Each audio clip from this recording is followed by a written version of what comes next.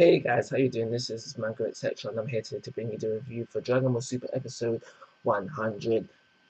We're at 100, guys, and when I think it was like in the 90s, I was always wondering what would, like, is 100 going to be something special, something amazing going to happen in 100?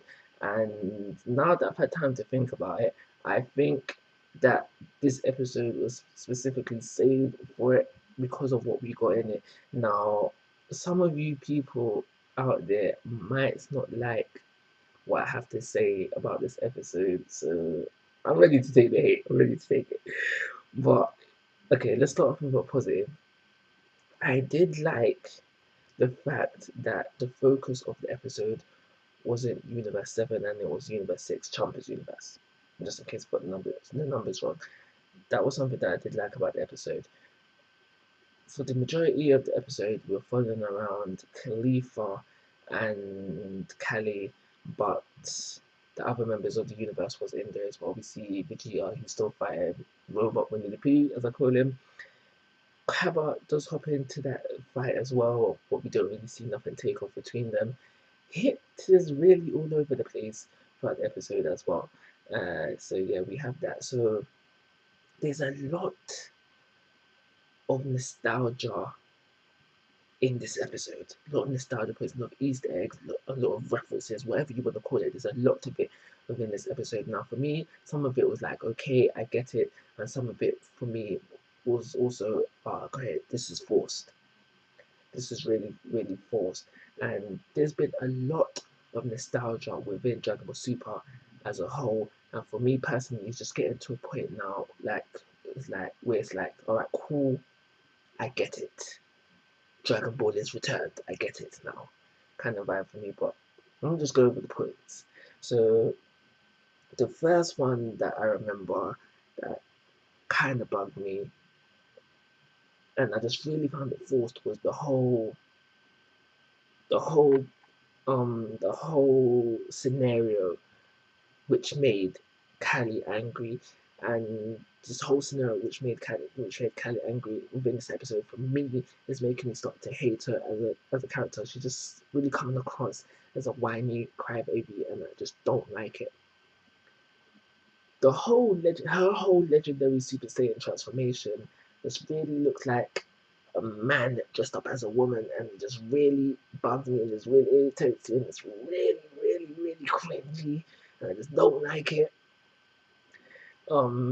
We had the nostalgia Easter egg reference, whatever, point to the whole flashback into the Cell arc where before they got to Super Saiyan 2, they had the wedge form, but within this episode we have Khalifa doing it, and now I don't like masculine women.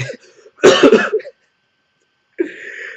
don't like masculine women, so to see her go all beefed up, that was like and no for me. And then we just had Goku teaching her Super Saiyan 2, and then they had a little sparring with Super Saiyan 2, like I said, that led to the scenario which forced Kali into Legendary Super Saiyan mode.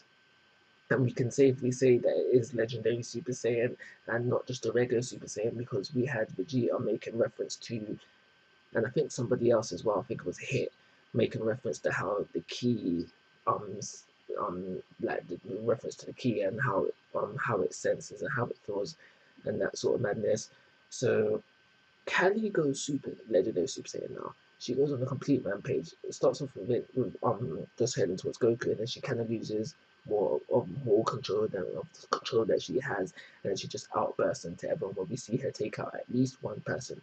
I do believe it should be more than that, but yeah, we see her take out at least one person, and yeah, that was cool. That was cool. Homage to Broly. Broly, yeah, that is exactly what that is. That was cool.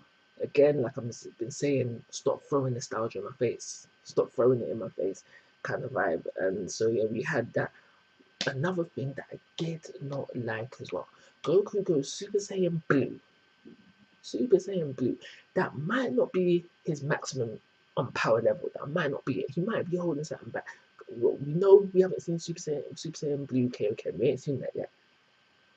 People are theorizing that there's more. There's a whole new level that we ain't seen yet. Fair enough. So we can say that Super Saiyan Blue is not his max, but the fact that he goes Super Saiyan Blue has a Kamehameha, and no, it's not Broly, you know, it's Kali walks through it again, paying homage to one of the Dragon Ball Z movies. I'm pretty sure that's what that is. Can't remember 100% exactly, but that seemed familiar. And she just walks through it and not being phased at all. Nah, nah, nah, nah. Super Saiyan Blue is not that weak, so seeing that just really bugged me as well. Okay, so I think that's supposed to be all the negatives that I've got to say out of the way. So after that, shortly after that, we had Jiren hop in there, one shot, one little key blast, you know, not no charged and fired, was able to subdue Kali out of Legendary Super Saiyan. Now for Jiren, that's good. That's bringing his hype up even further.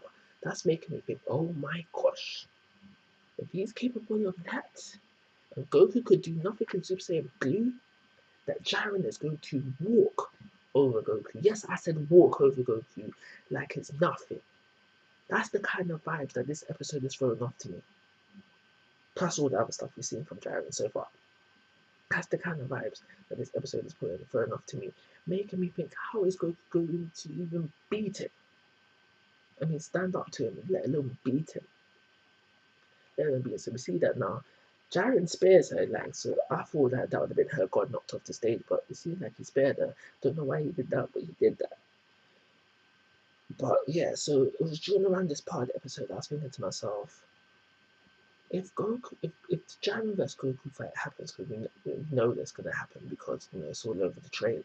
I mean, not the trailer, the intro. So we know it's gonna happen. I was thinking to myself, if this waits until the end of the tournament, you know, when loads of people have knocked off now, Goku is definitely going to be tired. Maybe not Jiren because we've just seen him standing around and he's casually taking out people. Maybe he's taking them out. But Goku will be tired, so therefore there won't be much of a fight. So when we see Goku hop in at the end of the episode there to challenge Jiren, I was thinking, yeah, that makes more sense. Granted, I haven't watched the preview for the next episode, so Jiren might go off, but I think this is a good time for them to fight because Goku is still somewhat fresh, despite going in and out of Super Saiyan Blue 2 to 3 times already now. So I'm worried about I'm worried about his stamina. But again, like I said previously, he still might be holding at least 2 things back. Super Saiyan Blue Kaioken and whatever's to come after that, if there is something to come after that. But I think this is a good time for them to fight. So that's everything I've got to say. Despite my bugging, like, the thing for me is I have to go into review mode when I'm watching these things. But if I wasn't in review mode, I'd probably just give this episode a 4. So that's what I'm going to stick with whatever it has. But those nostalgia bits are just that forced nostalgia it does bug me at times, and I just think it does need to settle. But it was a good episode, so I will give it a 4. Like always, guys, I'm asking for your thoughts and opinions. If you haven't already, please subscribe to my YouTube channel. And most importantly, take care. Have a nice day.